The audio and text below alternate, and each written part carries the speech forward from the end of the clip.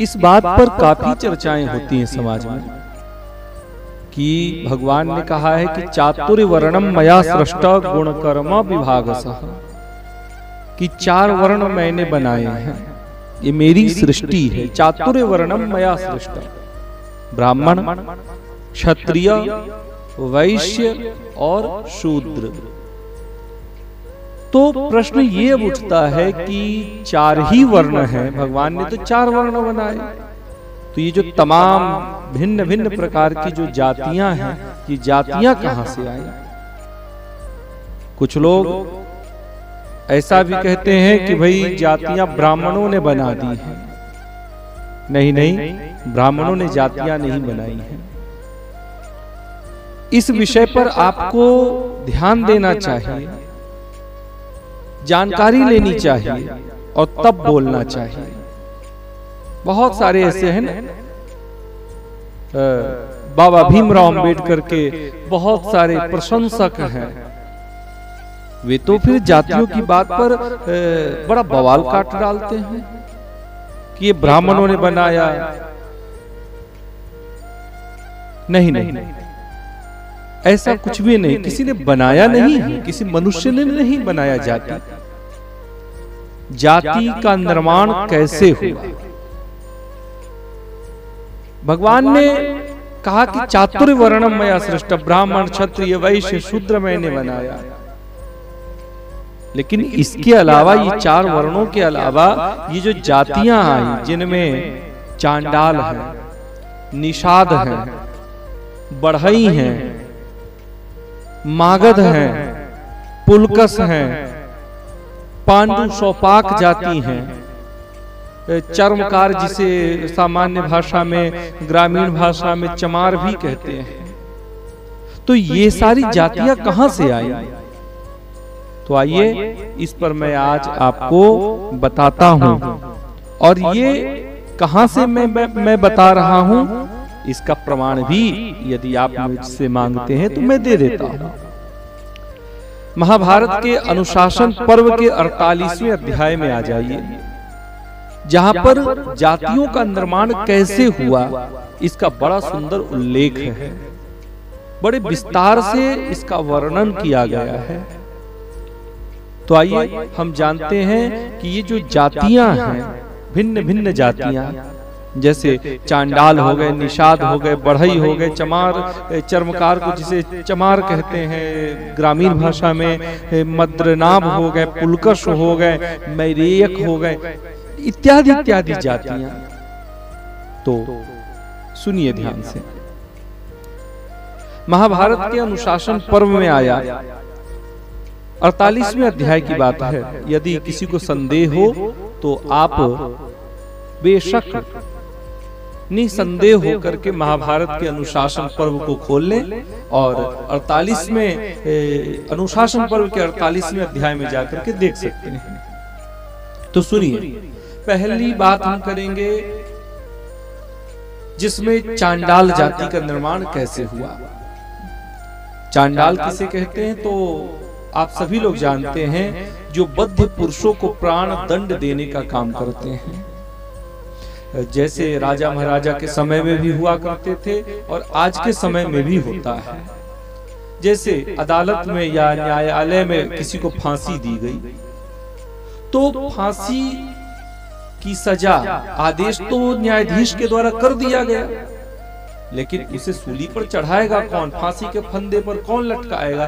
कौन लीवर को खींचेगा जिससे उसकी मृत्यु हो जाएगी? फांसी के फंदे से गला दब करके, गले का नस टूट करके। तो ये काम चांडाल करते हैं। चांडाल एक जाति है, हाँ जी,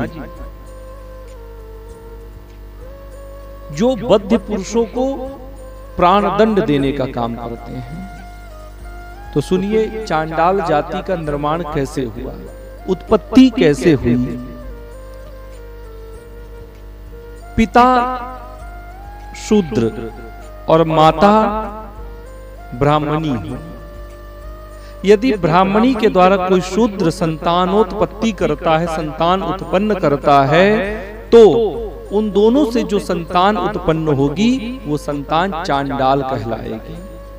पिता शूद्र वर्ण से और माता ब्राह्मण वर्ण से आती हो।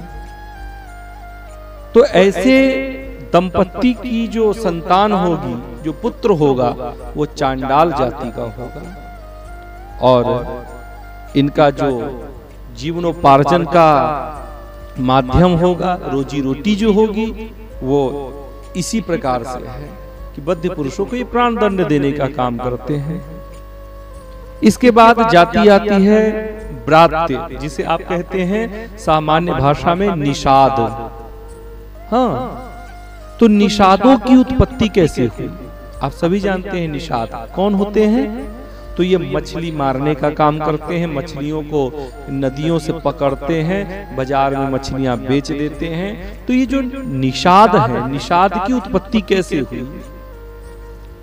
भाई वर्ण तो 4 ही है, तो ये निषाद कहां से आया?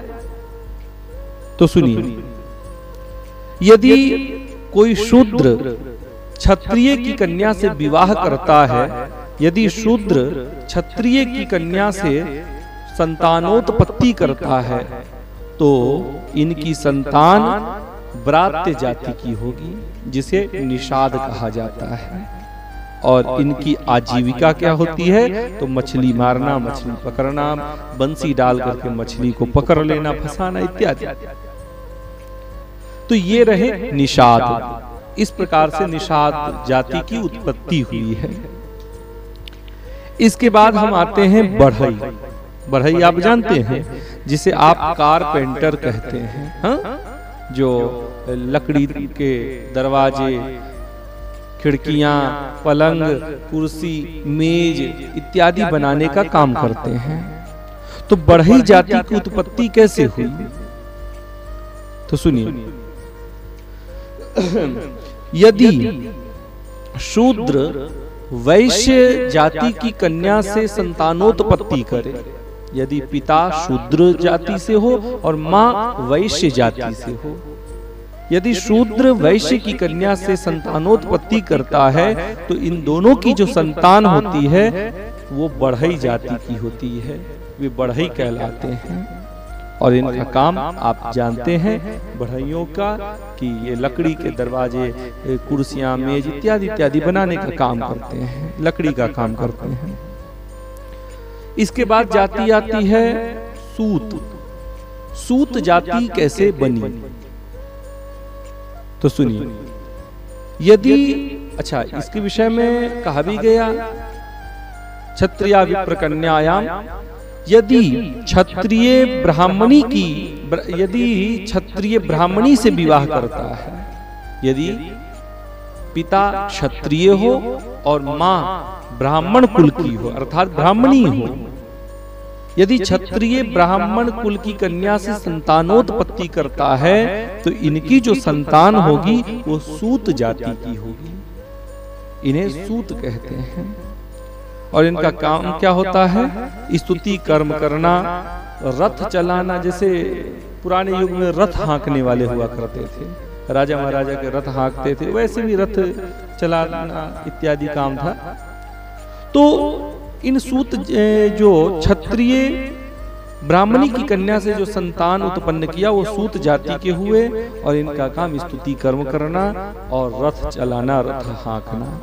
तो ये रहे सूत। अब आया वैदेहक जाति, जिसे मौदगल्य भी कहते हैं। इनका काम क्या है? तो ये अंतःपुर की रक्षा किया करते थे। जैसे जिसे पहरेदार कहते हैं, राजा की किला की रक्षा करते थे, किला के भीतर रह करके ही। जिसे ग्रामीण भाषा में मैंने अपने बचपन में सुना है कि इन्हें ही चौकीदार भी कहा जाता था। हालांकि चौकीदारी एक अलग विषय हो गया, लेकिन गांव में इन जाति के लोगों को चौकीदार भी कहा जाता था। तो ये पहरेदारी का काम करते हैं मौदगल्य जाति के लोग। तो इनकी उत्पत्ति कैसे हुई? वैदेहक, जिसे मौदगल्य भी कहते हैं। तो वैश्य यदि ब्राह्मण की कन्या से विवाह करके संतानोत्पत्ति करता है, समझिएगा, पिता वैश्य वर्ण से हो और मां ब्राह्मण कुल की हो, यदि वैश्य ब्राह्मण की कन्या से संतानोत्पत्ति करता है तो उनकी जो संतान होती है वो वैदेहक जाति की होती है, जिसे मौदगल्य भी कहते हैं, और इनका काम पहरेदारी करना था। इसके बाद आया वंदी। एक वंदी भी एक जाति, जिसे आम भाषा में कहते हैं मागध। तो ये मागध जाति की उत्पत्ति कैसे हुई, तो ध्यान से सुनिएगा। मागध जाति की उत्पत्ति कुछ इस प्रकार हुई कि वैश्य क्षत्रिय की कन्या से संतानोत्पत्ति जब करता है तो मागध जाति उत्पन्न होती है। यदि पिता वैश्य जाति से हो और मां क्षत्रिय कुल की हो तो इन दोनों की जो संतान उत्पन्न होगी वो मागध जाति की होगी, उन्हें मागध कहते हैं। और ये मागध, इनकी आजीविका क्या थी पुराने समय में, तो ये लोगों की प्रशंसा करके जीविका चलाया करते थे, जीविका चलाते थे। सामान्य भाषा में आजकल जिन्हें बाजीगर भी कहते हैं, जो लोगों की प्रशंसा गा गा करके लोगों की प्रशंसा करते हैं और आजीविका चलाते हैं। तो मागध जाति की उत्पत्ति कुछ इस प्रकार से हुई। इसके बाद आया आयोगव जाति। आयोगव जाति क्या है, तो इसके विषय में सुनिए। आयोगव जाति के लोग जंगलों में पशुओं का शिकार करते थे, जिन्हें शिकारी कहा जाता था। शिकारी, ये भी एक जाति, हाँ ये भी एक जाति है, शिकारी। तो इनका क्या काम है, पशुओं का शिकार करके ही अपनी आजीविका चलाना। तो इनकी उत्पत्ति कैसे हुई, तो इनकी उत्पत्ति कुछ इस प्रकार से हुई। अब समझिएगा, अब यहाँ पर समझने वाली बात, थोड़ा ध्यान लगा करके समझने वाली बात आ रही है। यदि पिता बढ़ई हो और बढ़ई मागध जाति की कन्या से विवाह करे, अर्थात पिता बढ़ई जाति से हो और मां मागध जाति से। मागध मैंने बताया कि वैश्य यदि क्षत्रिय की कन्या से संतानोत्पत्ति करे तो उनकी संतान मागध जाति की होती है। और बढ़ई कैसे हुए, तो शूद्र यदि वैश्य जाति की कन्या से विवाह करे तो बढ़ई की उत्पत्ति होती है। तो बढ़ई यदि मागध जाति की कन्या से विवाह करता है तो इनके जो पुत्र उत्पन्न होंगे वो आयोगव जाति के होंगे। तो इस विषय पर जरा ध्यान दीजिएगा। तो आयोगव जाति की उत्पत्ति कुछ इस प्रकार से हुई। उसके बाद आया मैरेयक जाति। मैरेयक जाति का काम पुराने समय में क्या था, तो इनका काम कुछ इस प्रकार से था कि ये मदिरा बनाया करते थे। शराब, जिसे शराब कहा जाता है, तो ये मदिरा बनाते थे। अब देखिए, तो ये मैरेयक जाति की उत्पत्ति कैसे हुई, तो मैरेयक जाति की उत्पत्ति कुछ इस प्रकार से हुई कि पिता वैदेहक जाति का हो और मां आयोगव जाति से हो। पिता वैदेहक जाति का, और मैदेहक किसे कहते हैं, जिसके विषय मैंने बताया, जो पहरेदारी किया करते थे, अंतःपुर की रक्षा किया करते थे, जिन्हें मौदगल्य भी कहते हैं। तो वैदेहक, अच्छा फिर से बता दूं कि मौदगल्य जाति कैसे उत्पन्न हुई, तो वैश्य यदि ब्राह्मण की कन्या से विवाह करे तो इनकी जो संतान होगी वो वैदेहक, जिसे मौदगल्य जाति भी कहते हैं। तो वैदेहक जाति का पुरुष यदि आयोगव जाति कौन है, तो बढ़ई यदि मागध जाति की कन्या से विवाह करता है तो आयोगव, जो जंगल में शिकार का काम करते हैं, शिकारी होते हैं, तो वो आयोगव जाति की उत्पत्ति होती है। तो यदि वैदेहक जाति का पुरुष आयोगव जाति की स्त्री से विवाह करता है तो इनकी जो संतान उत्पन्न होगी वो मैरेयक जाति की होगी, जिसे मदिरा बनाने का काम मिला था पुराने समय में, वो मदिरा बनाया करते थे। तो ये रहे मैरेयक जाति के लोग। इस प्रकार से इनकी उत्पत्ति हुई। अब आगे आया स्वपाक जाति। तो स्वपाक जाति की उत्पत्ति कैसे हुई, तो ध्यान से सुनिएगा। यदि चांडाल जाति का पुरुष मागध जाति की कन्या से विवाह जब करे तो इनकी जो संतान उत्पन्न होगी वो होगी स्वपाक जाति की। स्वपाक जाति के लोगों का पुराने समय में जो आजीविका कुछ इस प्रकार से बताया जाता है, इनकी आजीविका कुछ इस प्रकार से थी कि ये मुर्दों की रखवाली करते थे, शव की रखवाली करते थे शमशान में। तो चांडाल यदि मागध जाति की कन्या से विवाह करे, चांडाल कौन है पहले मैंने पूर्व में बताया और पुनः से भी बता दे रहा हूं कि चांडाल की उत्पत्ति कैसे हुई। यदि शूद्र ब्राह्मण की कन्या से विवाह करता है तो इनकी जो संतान उत्पन्न होती है वो होती है चांडाल। और चांडाल का काम आप जानते हैं, जो प्राण दंड देने का काम करते थे बद्ध पुरुषों को। तो चांडाल यदि मागध जाति की कन्या से विवाह करे, मागध के विषय मैंने पहले भी बता दिया कि वैश्य जब क्षत्रिय की कन्या से विवाह करके संतानोत्पत्ति करता है तो मागध जाति उत्पन्न होती है, उनकी जो संतान होगी वो मागध जाति की होगी। मागध जाति का काम मैंने पूर्व में भी बताया, ये लोगों की प्रशंसा करके जीविका चलाते थे, जिन्हें बाजीगर भी कहते हैं। तो चांडाल यदि मागध जाति की कन्या से विवाह करता है तो स्वपाक जाति उत्पन्न होती है, उनका जो पुत्र उत्पन्न होगा वो स्वपाक जाति का होगा। और स्वपाक जाति का काम मुर्दों की रखवाली करना था पुराने समय में। इसके बाद आया मद्रनाभ जाति।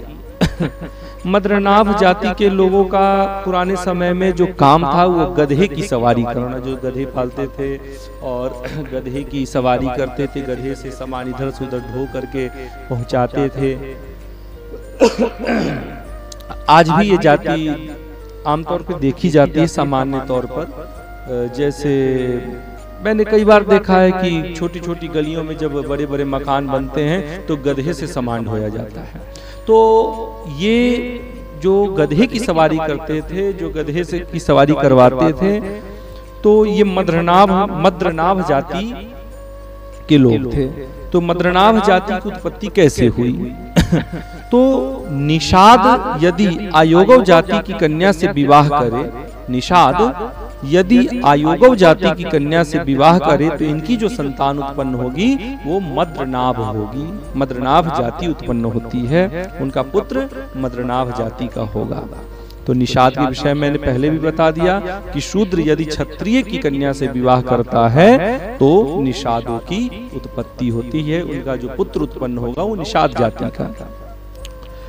इसके बाद आया पुलकश जाति। चांडाल यदि आयोगव जाति की कन्या से विवाह करता है तो पुलकस जाति उत्पन्न होती है, उनका जो पुत्र उत्पन्न होगा वो पुलकस जाति का होगा। और पुलकस जाति का काम पुराने समय में मुर्दों के वस्त्र आभूषण लेकर के आजीविका चलाते थे।